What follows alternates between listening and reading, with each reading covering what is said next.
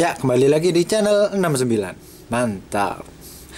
Ya, pada video kali ini saya akan membagikan sebuah cara untuk mensterilkan cacing sutra ini. Nah, seperti ini cacingnya. Ya, pensterilan cacing sutra ini dilakukan untuk cacing sutra yang diambil langsung dari alam ya. Jadi cacing sutra yang ngambil dari sungai, dari got, dari apalah gitu itu perlu dibersihkan dulu. Tapi kalau cacing sutra yang udah beli dari penjual itu biasanya penjualnya sudah bersihkan biasanya, tapi gak semua penjual itu pasti bersihkan. Ini saya beli dari penjual, gak tahu ini penjualnya udah bersihkan atau belum, tapi saya biasanya itu tak sterilkan dulu biar aman buat ikan gapi. Kalau ikan cupang biasanya sih udah kuat, tapi kalau ikan gapi kan rentan. Jadi saya perlu mensterilkan cacing sutra ini dulu. Karena kan cacing sutra kalau ngambil dari alam itu biasanya membawa penyakit ya. Seperti finroot atau white spot lah. Biasanya kalau habis dikasih makan itu ikannya stres, diem akhirnya sakit, kemudian mati lah, seperti itu. Biasanya buraya yang kayak gitu. Saya dulu juga pernah kena kayak gitu. Jadi setelah saya kasih pakan casut, itu satu persatu burayanya mati. Akhirnya satu lubukan itu mati semua. Ya, untuk cara cara mensterilkannya itu cukup dengan air bersih dan ini ya. Ini obat yang sering dipakai sih, bleach atau methylene blue. Ini kalian tinggal siapin wadah aja buat bilas cacingnya. Kira-kira sih disesuaikan dengan jumlah cacingnya. Setelah itu kalian kasih lumayan banyak lah. Wih, nggak kelihatan. Sampai terlihat biru lah. Biru agak tua.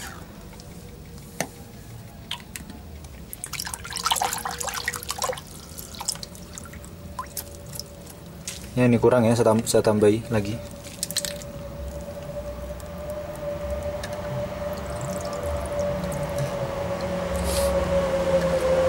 Jadi buat para breeder gapi terutama itu casut ini perlu dibersihkan dulu ya. Gunanya untuk mencegah penyakit yang terbawa oleh cacing sutra itu sendiri. Kalau cupang sih biasanya langsung dikasihkan, tapi kalau gupi itu rawan ya. Jadi harus disterilkan dulu. Ini saya rasa sudah cukup ya, cukup biru. Setelah itu kita tinggal tuangkan aja casutnya.